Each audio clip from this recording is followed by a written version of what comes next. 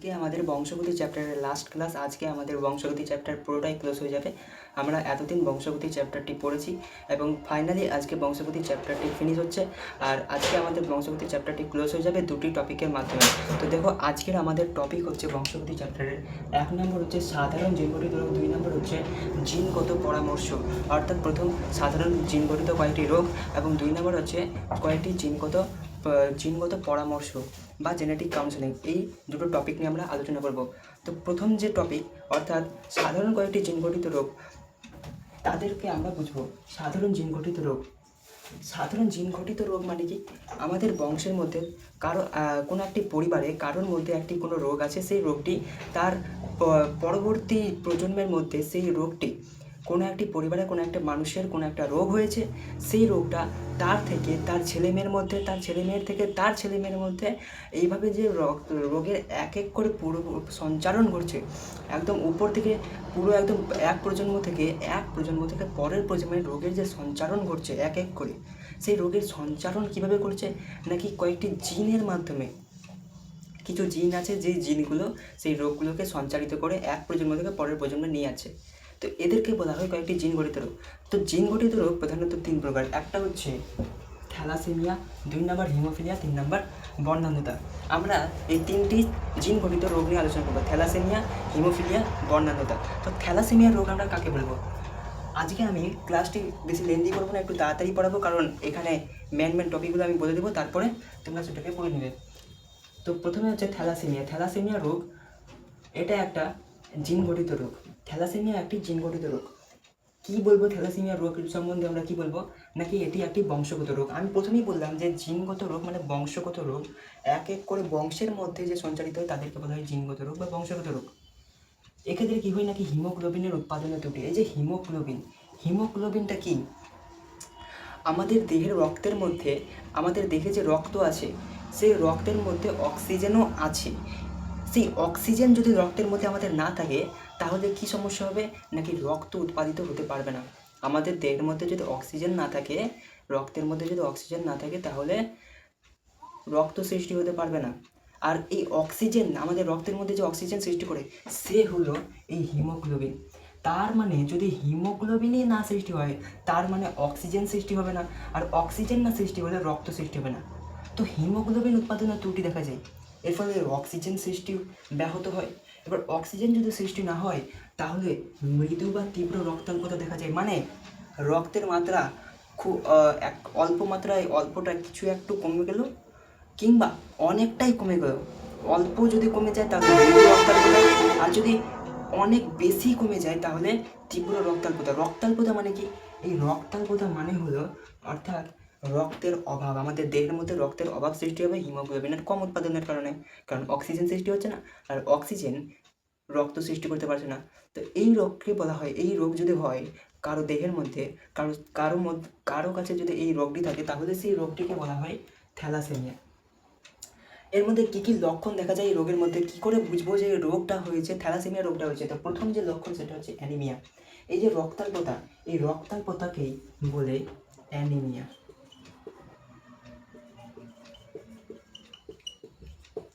এই যে রক্তাল্পতা আছে কি না, রক্তাল্পতাকেই অ্যানিমিয়া বলে। মানে রক্তের যে অভাব সৃষ্টি হয় তাকেই অ্যানিমিয়া বলে। আর এই রক্তের অভাব সৃষ্টি হলে সেই রোগকে বুঝবো আমরা থ্যালাসেমিয়া হয়েছে। 2 নম্বর যে লক্ষণ দেখা যায় সেটা হচ্ছে লৌহ সঞ্চয়। যেহেতু অ্যানিমিয়া অর্থাৎ রক্তের অভাব সৃষ্টি হয়, তাই রোগীর দেহে বা পেশেন্টের দেহের মধ্যে বারবার বাইরে থেকে রক্ত প্রবেশ করানো হয়। বিভিন্ন জায়গা থেকে রক্ত দেহের মধ্যে প্রবেশ করানো হয়, কারণ রক্ত না থাকলে তো সে মানুষটি বাঁচবে না। তো বারবার যে বাইরে থেকে রক্ত প্রবেশ করানো হচ্ছে দেহের মধ্যে, এর ফলে লৌহ সঞ্চয় হয়ে যায়। তুমি বলবে আবার রক্তের মধ্যে লৌহ সঞ্চয় হয় নাকি? না, হয়। কারণ বাইরে থেকে বারবার সিরিঞ্জের মাধ্যমে যে রক্ত প্রবেশ করানো হচ্ছে, বাইরে থেকে রক্ত বারবার প্রবেশ করানোর কারণে লৌহ সঞ্চয়। যদি ছোটো যে রক্তে লোহা জমে গেছে, তাহলে সেই রোগটা হচ্ছে থ্যালাসেমিয়া। 3 নাম্বার হাড়ের গঠনে বিকৃতি। মানে যদি হাড়ের গঠনে বিকৃতি দেখা যায়, যদি রোগীর দেহের হাড়গুলো যদি বিকৃত দেখা যায়, হাড়ের গঠন যদি অস্বাভাবিক হয়ে যায়, তাহলে সেই রোগটি হয় থ্যালাসেমিয়া। 4 নম্বর হচ্ছে প্লীহার বৃদ্ধি। আমাদের দেহের মধ্যে যে প্লীহা আছে সেই প্লীহার অতিরিক্ত যদি বৃদ্ধি ঘটে, তো প্লীহার অতিরিক্ত বৃদ্ধি ঘটলে তাকে বলবো আমরা থ্যালাসেমিয়া। মানে যদি থ্যালাসেমিয়া হয় তাহলে প্লীহার অতিরিক্ত বৃদ্ধি ঘটবে। থ্যালাসেমিয়া হলে হাড়ের গঠন বিকৃত হয়ে যাবে, আবল তাবলভাবে ছড়িয়ে পড়বে হাড়গুলো। থ্যালাসেমিয়া হলে অ্যানিমিয়া দেখা যাবে এবং রক্তের মধ্যে লোহা জমে যাবে। এর কারণ কি? থ্যালাসেমিয়া রোগ হওয়ার কারণ কি? থ্যালাসেমিয়া রোগ হওয়ার যে কারণ, প্রথম কারণ হচ্ছে 16 নং ক্রোমোজোম। মানে 16 নং ক্রোমোজোমের মধ্যে HbA1 ও HbA2, এই HbA1 এবং HbA2 এই দুটো কি? দুটো জিন। এই দুটো জিনের মধ্যে যদি মিউটেশন ঘটে, এই দুটো জিনের মধ্যে যদি মিউটেশন ঘটে তাহলে কি হবে? নাকি আলফা, এই দুটো জিনের মধ্যে মিউটেশন ঘটলে আলফা থ্যালাসেমিয়া। তার আগে বলে দিই, একটা জিনিস বলতে আমি ভুলে গিয়েছি যে থ্যালাসেমিয়া রোগ দুই প্রকার। থ্যালাসেমিয়া রোগ দুই প্রকার, একটা হচ্ছে আলফা থ্যালাসেমিয়া, একটা হচ্ছে আলফা থ্যালাসেমিয়া, এবং আরেকটা হচ্ছে বিটা থ্যালাসেমিয়া। এবার আলফা থ্যালাসেমিয়া, বিটা থ্যালাসেমিয়া এই দুটি রোগ হচ্ছে থ্যালাসেমিয়ার দুটি রোগ। থ্যালাসেমিয়া এই দুই ধরনের দেখা যায়। থ্যালাসেমিয়া দুই প্রকারের, একটা আলফা একটা বিটা। এবার আলফা বিটা এদের দুজনার ক্ষেত্রেই দুই প্রকার হয়। কি? তীব্রতা অনুযায়ী, তীব্রতা অনুযায়ী একটা তীব্রতা অনুযায়ী একটা হচ্ছে, একটা থ্যালাসেমিয়া হচ্ছে থ্যালাসেমিয়া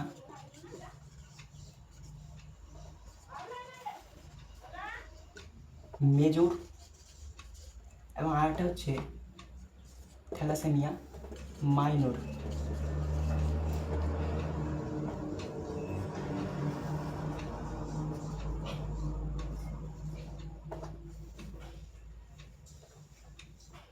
এগুলো আগে লিখে দিই, মুছে গেছে।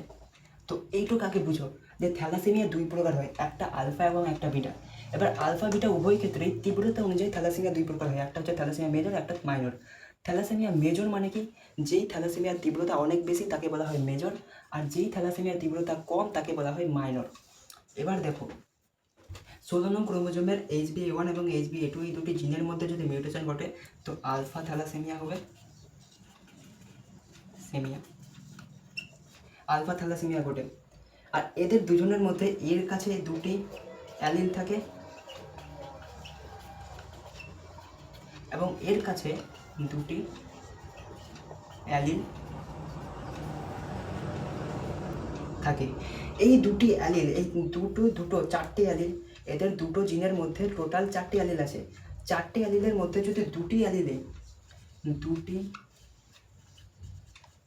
অ্যালিলে মিউটেশন, 4টির মধ্যে যদি দুটিতে মিউটেশন ঘটে তাহলে হবে থ্যালাসেমিয়া মাইনর।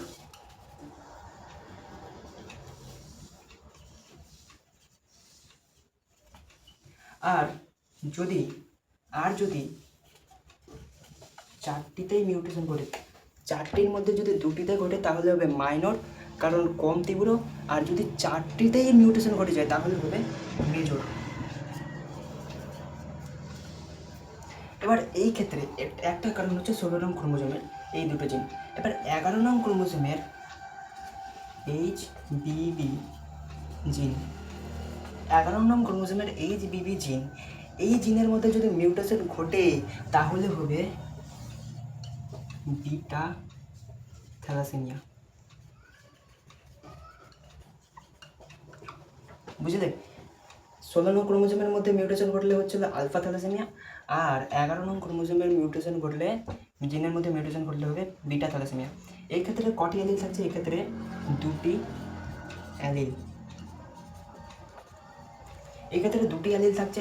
এবার দুটির মধ্যে একটিতে মিউটেশন, একটিতে যদি মিউটেশন ঘটে তাহলে হবে মাইনর, আর যদি দুটিতে মিউটেশন ঘটে তাহলে হবে মেজর।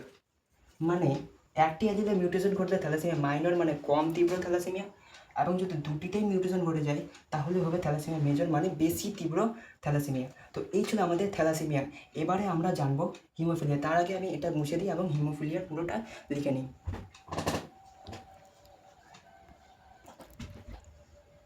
এরপরে দেখো হিমোফিলিয়া রোগ কী। আমরা থ্যালাসেমিয়াটা বুঝলাম, থ্যালাসেমিয়া। এবারে দেখবো হিমোফিলিয়াকে। হিমোফিলিয়া রোগ কী? এটা একটা এক্স ক্রোমোজোম বাহিত রোগ।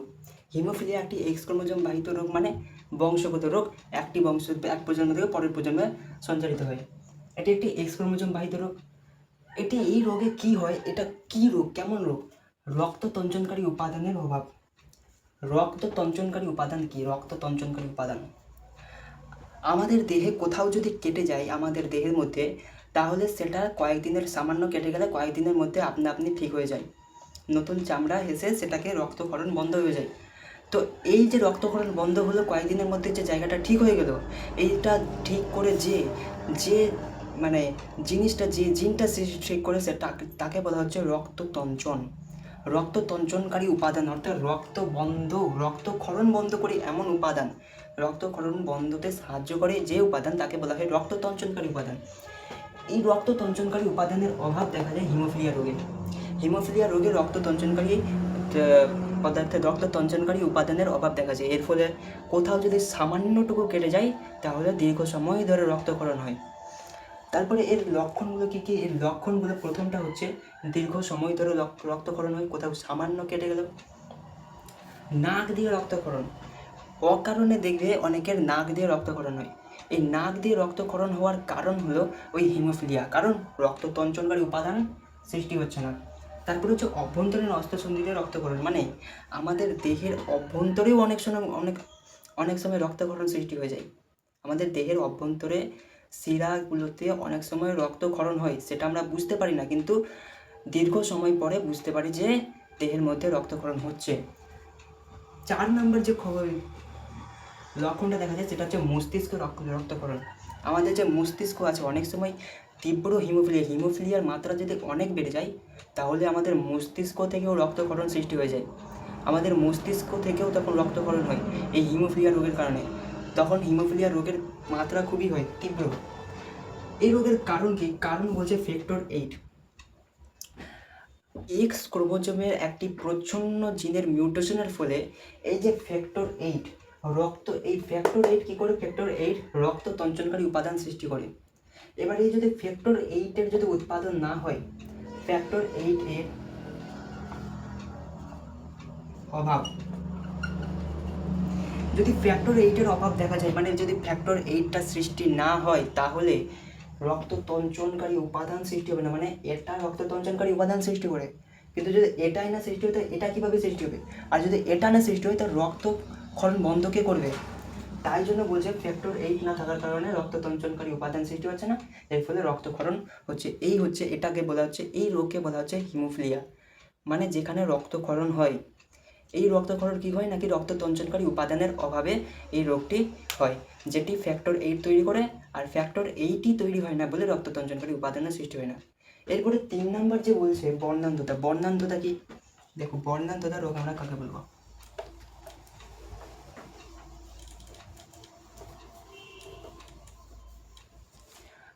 এরপরে সি নাম্বার হচ্ছে বর্ণান্ধতা। বর্ণান্ধতা কি? যে রোগে, বর্ণান্ধতা রোগটা কি? নাকি যে রোগে আক্রান্ত ব্যক্তি সাধারণত সবুজ এবং নীল। দাঁড়াও আমি দেখে নিই একবার কোন কোন রং আছে। লাল এবং সবুজ, লাল ও সবুজ রং চিনতে পারে না। মানে যে ব্যক্তির মধ্যে বর্ণান্ধতা রোগ যদি কারো মধ্যে হয়, তাহলে যেই ব্যক্তির মধ্যে বর্ণান্ধতা রোগটি সৃষ্টি হয়, সেই ব্যক্তিটি তার চোখ দিয়ে লাল রং এবং সবুজ রং, লাল এবং সবুজ, সাধারণত লাল এবং সবুজ এই দুটি রঙকে শনাক্ত করতে পারে না। কোথাও যদি লাল রং লাগানো থাকে তাহলে সেটাকে সে দেখতে পাবে না, লাল রঙের পরিবর্তে অন্য কোনো একটি রং দেখতে পাবে। তো এই রোগকে বলা হচ্ছে বর্ণান্ধতা। কোনো মানুষের মধ্যে যদি এরকম মানে রঙকে যদি শনাক্ত না করে করতে পারে, সাধারণত লাল এবং নীল, তাহলে সেই রোগটা হচ্ছে বর্ণান্ধতা রোগ। লক্ষণ কী কী দেখা যায় এর মধ্যে? এর মধ্যে লক্ষণ কী কী দেখা যায়? প্রথম যে লক্ষণটা সেটা হচ্ছে লাল বর্ণান্ধতা। লাল বর্ণান্ধতা মানে কি? নাকি বর্ণান্ধতা রোগে আক্রান্ত ব্যক্তিটি যদি লাল রং চিনতে না পারে তাহলে তাকে বলা হয় লাল বর্ণান্ধতা। 2 নম্বর যে লক্ষণ সেটা হচ্ছে নীল বর্ণান্ধতা। নীল বর্ণান্ধতা মানে বর্ণান্ধতা রোগে আক্রান্ত ব্যক্তিটি যদি নীল রঙকে চিনতে না পারে তাহলে তাকে বলা হয় নীল বর্ণান্ধতা। 3 নম্বর লাস্ট হচ্ছে সবুজ বর্ণান্ধতা। বর্ণান্ধতা রোগে আক্রান্ত ব্যক্তি যদি সবুজ রঙকে চিনতে না পারে তাহলে তাকে বলা হবে সবুজ বর্ণান্ধতা। লাল বর্ণান্ধতা আক্রান্ত ব্যক্তি লাল রং চিনতে পারে না, সবুজ বর্ণান্ধতা রোগে আক্রান্ত ব্যক্তি নীল বর্ণান্ধতা রোগে আক্রান্ত ব্যক্তি নীল রং চিনতে পারে না এবং সবুজ বর্ণান্ধতা রোগে আক্রান্ত ব্যক্তি সবুজ রং চিনতে পারে না। এর কারণ কি? এই রোগের কারণ কি? বর্ণান্ধতা রোগের কারণ কি? আমাদের চোখ দিয়ে রং শনাক্ত করতে পারে। মানে এই পেনের রং আছে সাদা, পেনটার রং কি আছে সাদা, আমি যে সাদা রংটা দেখতে পাচ্ছি এই সাদা রংটাকে বুঝতে সাহায্য করছে যে কোষ তাকে বলা হয় কোন কোষ? তাকে বলা হয় কোন কোষ। এবার এই কোন কোষের যদি সৃষ্টি না হয়, কোন কোষ যেটা রংকে শনাক্ত করতে সাহায্য করে, সেই কোন কোষ যদি সৃষ্টি না হয় তার কারণে আমরা রংকে শনাক্ত করতে পারি না, মানে বর্ণান্ধতা রোগটা সৃষ্টি হয়। কোন কোষের অভাবে বর্ণান্ধতা রোগ সৃষ্টি হয়। তার মানে যদি লাল সংবেদী কোন কোষ 3 প্রকার। এটি কয় প্রকার? 3 প্রকার। একটা লাল সংবেদী কোন কোষ, একটা নীল সংবেদী কোন কোষ, একটা সবুজ সংবেদী কোন কোষ।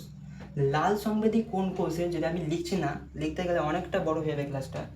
লাল সংবেদী কোন কোষে যদি মিউটেশন ঘটে তাহলে হবে লাল বর্ণান্ধতা, নীল সংবেদী কোন কোষে মিউটেশন ঘটলে নীল, সবুজ হলে সবুজ বর্ণান্ধতা। তো এই হচ্ছে বর্ণান্ধতা রোগ।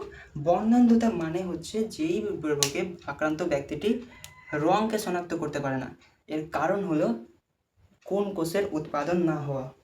তো এই হচ্ছে আমাদের বংশগতির যে লাস্ট একটা টপিক ছিল, অর্থাৎ থ্যালাসেমিয়া, সাধারণ জিনঘটিত রোগ। সাধারণ জিনঘটিত রোগ আমরা বুঝে গেছি।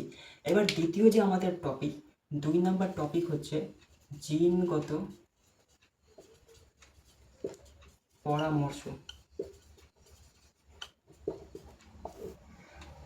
এটা পরীক্ষায় দিতেও পারে নাও দিতে পারে যে জিনগত পরামর্শদাতার ভূমিকা, এটা দিতে পারে। জিনগত পরামর্শর ভূমিকা এরকম একটা প্রশ্ন আসতে পারে কিংবা নাও আসতে পারে। এটা কি? জিনগত পরামর্শ কি? ধরো কোনো একটা পরিবারের মানুষদের কোনো একটা পরিবার আছে, এবার জিনগত পরামর্শদাতারা কি করে সেই পরিবারের মধ্যে কোনো জিনগত রোগ আছে নাকি, যেমন এই থ্যালাসেমিয়া, হিমোফিলিয়া, বর্ণান্ধতা, এইরকম যদি কোনো রোগ থাকে তাহলে সেটাকে খুঁজে বের করে দিতে সে সাহায্য করে। জিনগত পরামর্শদাতারা জিনগত পরামর্শ দেয়, মানে জিনগত কোনো রোগ হয়েছে নাকি, জিনগত কোনো কারণ কোনো সমস্যা থাকে নাকি, সেটা জিনগত পরামর্শদাতা কারা দেয়? জিনগত পরামর্শ কারা দেয়? জিনগত পরামর্শ দাতা। জিনগত পরামর্শদাতা জিনগত পরামর্শ দেয়। ইনি কি করেন? ইনি ওই জিনগত কোনো রোগ থাকলে সেটাকে শনাক্ত করে খুঁজে বের করতে সাহায্য করেন এবং সেটা থেকে কিভাবে মুক্তি পাওয়া যায়, জিনগত রোগ থেকে মুক্তি পেতে সাহায্য করেন। তার কাজ কি কি? এই জিনগত পরামর্শদাতার কাজ, প্রথম একটা কাজ হতে পারে যে বিবাহের পূর্বে উভয় পার্টনারের মধ্যে কোনো যদি জিনগত রোগ থাকে তাহলে সেটাকে শনাক্ত করতে সাহায্য করে, কোনো জিনগত রোগ আছে নাকি সেটা দেখতে সাহায্য করে জিনগত পরামর্শদাতা। যদি না থাকে তো ভালো, থাকলে হবে না। তো জিনগত পরামর্শদাতারা জিনগত রোগ শনাক্ত করতে সাহায্য করে বিবাহের পূর্বে ওই পার্টনারের। তারপরে সন্তান ধারণের পূর্বে জিনগত রোগ থাকলে উভয় স্বামী স্ত্রীর মধ্যে যদি জিনগত রোগ থাকে তাহলে সেখান থেকে আগে জিনগত রোগকে দেহ থেকে বের করে তারপরে সন্তান ধারণের তিনি পরামর্শ দেন। এইরকম অনেকগুলো জিনগত পরামর্শদাতা জিনগত পরামর্শ দেন। এর কারণে জিনগত পরামর্শদাতাকে শিক্ষা লাভ করতে হয়, আর অনেক ক্ষেত্রে চিকিৎসকরাও মানে ডাক্তাররাও এই জিনগত পরামর্শ দিয়ে থাকেন। তো এই ছিল আমাদের বংশগতি চ্যাপ্টারের লাস্ট টপিক। আমাদের আজকে বংশগতি চ্যাপ্টার শেষ হয়ে গেছে। তো বংশগতি চ্যাপ্টার শেষ হয়ে গেল, তো এর পরের ক্লাসে আমরা নতুন চ্যাপ্টার শুরু করব। আর ভালো থেকো সবাই। কোথাও যদি বুঝতে অসুবিধা থাকে তো কমেন্টে আমাকে জিজ্ঞেস করতে পারো। ক্লাসটি কেমন লেগেছে কমেন্টে অবশ্যই জানাবে। তো আজকে এখানেই থাক, ক্লাসটি আজকে এখানেই এন্ড করছি, কারণ আমাদের বংশগতি চ্যাপ্টার শেষ হয়ে গেছে। আর তোমরা চ্যাপ্টারগুলোকে এক এক করে পরপর রিভাইজ কিন্তু করতে থাকো। টাটা।